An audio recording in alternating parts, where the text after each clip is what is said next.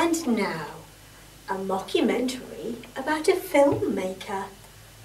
The rogue filmmaker.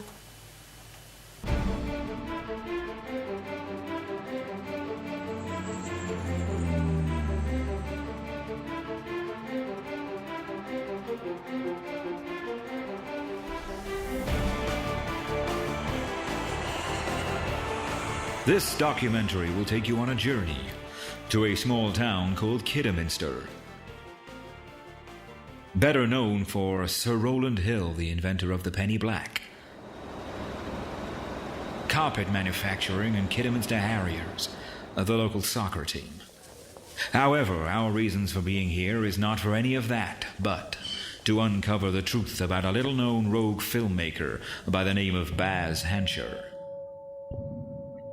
I first became interested in Mr. Hansher after reading some reviews about a short film he made called Leon's Broken Mind. I had heard how bad this film was on so many levels. As I delved deeper into his life, I realized that to call him a rogue filmmaker was somewhat of an understatement. So, how did this angelic little boy go on to make films of this nature? I was very surprised by the number of people who were eager to talk to us about him. This included Ross, his estranged brother. Deadwoods is where it started, his first one. Nice little film, friendly, family thing, bit of a laugh, horror. He's always been into horror. Thought help him along. It was a good film. It was all right, you know, it was amateurish, but it was good, you know. And then he liked the horror aspect, and he was going this way. He did another couple with him, Loco 47, a brilliant short story at the train station. It was great. He had trained a lot. It was brilliant, really good. Joey's Garage, which was a bit different, a bit further out there in the horror, the gore and what have you. And I did it. I didn't want to, but I did it, you know, because he's my brother. It's what you do, isn't it? But I said, you know, I did say it was going to the limit for me. It was going there. And then, and then it came in, the film, the one that tested and, well, broke the family, our relationship, my life, really, almost. It was terrible. And he puts me in a film where I don't even know why I've agreed to do it. Why? Well, obviously, it doesn't actually... I don't actually get bum raped in it. I don't, you know. He special effects it. But it goes on the internet, you know. People notices me in it. I'm acting this character. Well, not everyone knows him, knows I'm just doing him a favour. So people are thinking I've been arse raped, and, you know, like I'm that person. So I can't distinguish the difference. It's been no good. I've had people in pubs asking me about it. I don't go out because of it. I just don't go out. I just stop in now. Stop in.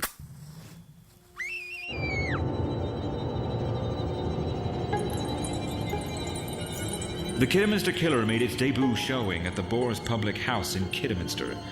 This is where Baz met aspiring actor James Underwood. Well, I met Baz at the Boar's Head. He was doing a film addict night. He was showing one of his films called The Kidderminster Killer. which I hadn't heard of actually, but it was really good, really enjoyed it. We got talking at the end of the film, and I said, I'd love to be involved in something like this. I've always wanted to do it, and Baz says, well, I'm going to be making another one called Bonjour Mr. Draper. I've got a little part for you. You can also help out on production side. And I was so excited, wasn't I? Yeah. And then I found out my part was a dead body in a freezer with a hammer hole in my head and maggots in my mouth. Oh no! Which was... I don't know how you could stand doing that. No, cleaning the fridge was worse. And anyway, so that was successful. And then he phoned me up and he said, James, I've written a great part for you, especially for you. What for me? We'd always laughed a little bit about Baz, about what bit of very uncomfortable. I think that somebody that can plumb those depths is a little bit twisted and a little bit sick. Yeah, but you don't like horror, love, do you? Anyway, so you know. No, I don't like horror, James. But the guy is manipulative. No, he's not. No, he's messed with your head. No, he's not. You know, we find out when he's writing this script that we're expecting a baby, and tell Baz all about it because he's a friend of James's, and he says, "Have we thought of any names?" And what name did we tell him that we wanted for a boy? Leon. Yeah. And so, because he's psycho, he decides that he's going to use the name Leon. Oh. So now I've got this association with this complete sick, twisted film. What blame Baz for using the name Leon? I mean, what's that got to do with it? He's used you. He thinks it's a huge deal. You're talking to a friend about a friend of mine. There's no problem at all. He's no friend. Don't you touch me. What's going on? Whatever. Get off. Look, I don't care what anyone says. The whole thing's been overhyped, and I will be working with Baz again. I haven't got a problem with it at all, really.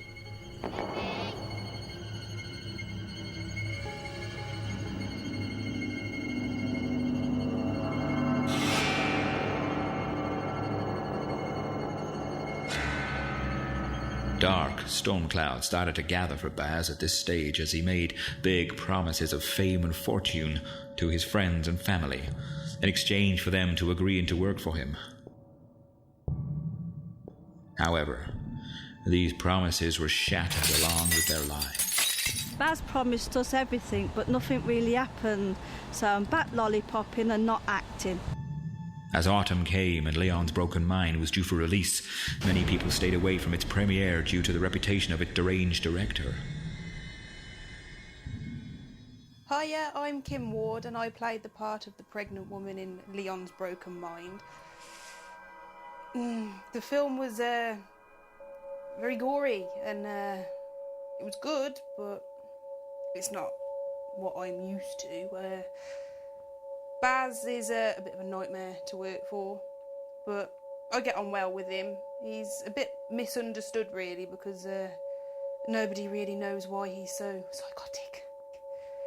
But yeah, all in all he was nice, apart from the time when I was walking back to the van after filming this part and I tripped over a rock and it resulted in me having to have an operation on both my toes, but he's not very sympathetic. He just dumped me in the hospital and told me to make my way home after my operation. So, yeah, all in all it was good. As winter arrived, Hancher was starting to lose friends quicker than the winter snow was melting, as well as the sun setting on an important relationship in his filmmaking career. My name's Pauline Winks. I'm the author of children's books, but I am also the ghostwriter and proofreader for Baz Hancher, who just happens to be my son-in-law for my sins. Everything has been going fine up until recently with his filming, but this last one, Leon's Broken Mind, is actually very sick and shocking, bordering on pornography, and if a censor was to view it, it would never pass. Baz blames me most of the time when things don't go right, but if things go right, it's Baz. He's the glory boy, and he's the one that's done everything. And not only that, it's affected my friends and my writing. By this time, Baz had found a friend in Richard Rowbottom, the actor who played the man-child in Leon's Broken Mind. Oh, sorry, yeah. Working with Baz Hancher on it, Leon's Broken Mind last year. He's a good bloke, Baz. It's because before we did it, I'd had people warning me off going, don't want to work with him, he's a crazy cunt, but he's a good bloke. I've liked him. I mean, he forced me to do things that I didn't want to do sometimes, but, you know, he was always nice about it. It was never... Hey! Jesus saves, brother! Jesus plays! Jesus saves! Sorry, where was I? Yeah, Leon's broken one. I was working with Tom Rutter on it as well, and I really like Tom. He's a good mate. I hadn't seen him for a while, and it was nice to work with him again. He's a really top bloke, Tom. I really like him, and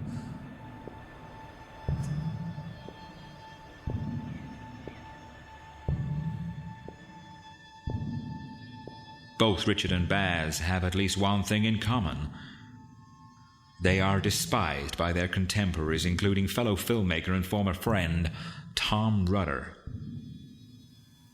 Baz Ancher. No, he's an arsehole. Absolute prize brick. Problem is with that man is he puts me in his film. Now, I've got no problem being in anyone's film, but I specifically told Baz Ancher, I don't die in films. I don't die in real life, so I don't die in films. And what does he have me do? He has me getting bricked in the face and my eye gets fucked by its main star, Richard Robot. Now, don't get me started on him. He's fucking mental. I felt really uncomfortable working with him, and I made sure Baz knew about this afterwards. I felt really uncomfortable having him on top of me. But no, what's done is done, right? But it doesn't end there with Baz, no. Baz Ancher goes and promotes his silly little film by doing a podcast, one of those internet things, right? Apparently I was in there. No, I weren't. He goes and hires someone to play me. How does that work? He's an asshole. The fireworks started. It was quite obvious that he had lost the plot after an explosive argument with fellow eccentric Tom Rutter. Despite much of the bad press about Hancher, there is another side to him that few people know about. It was just a normal day, and I was out in the woods with my dog, having a nice little walk, and we came across some youths, 8, 9, 10 of them. They started to taunt us, and then next second they was hitting the dog, and oh, sorry.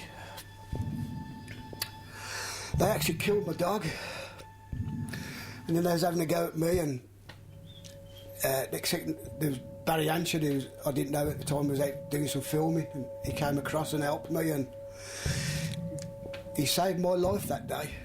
After our interview with Mr. Stack, and also from what we were told off camera, I came to the conclusion that there was more to Mr. Baz Hancher than his outward bravado. I found out from one former friend that Baz would sometimes pass himself off as a paranormal expert to fund his filmmaking.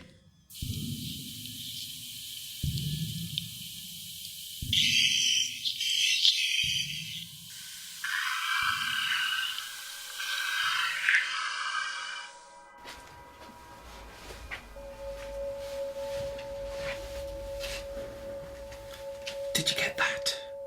That's an orb. To keep his films as real as possible, it has been alleged by several former employees and friends that Baz thinks nothing of using animal cruelty in his films for shock value.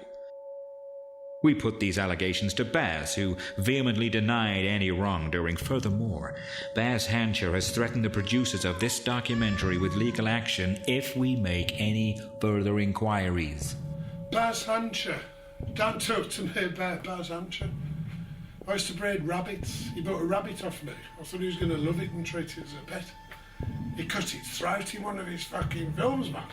That's the sort of arsehole Baz Hancher is.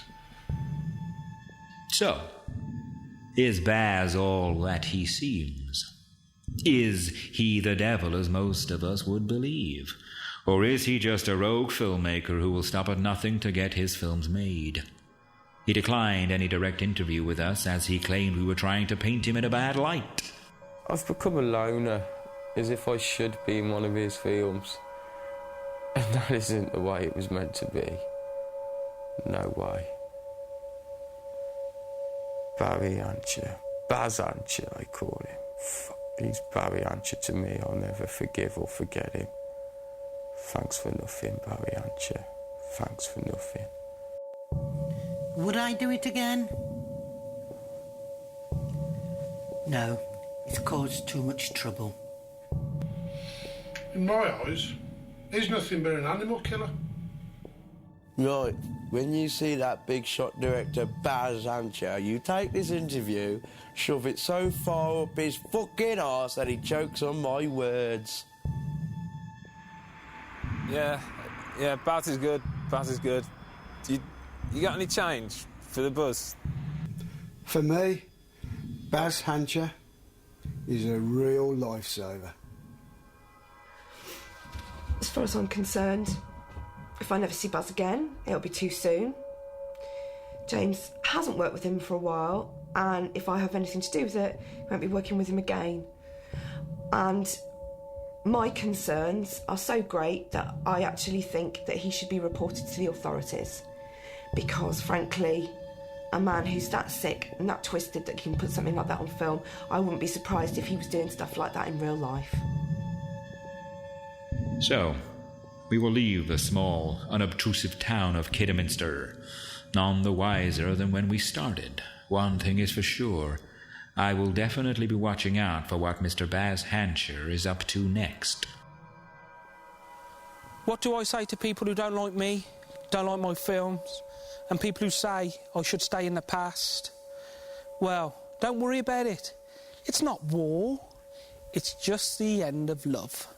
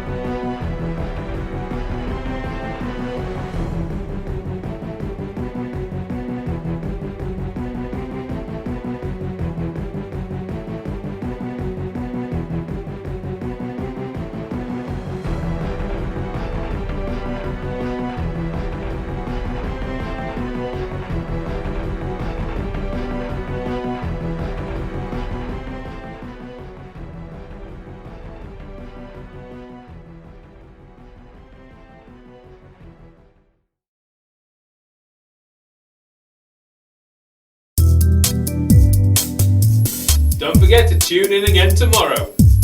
This is ZZUB Fest.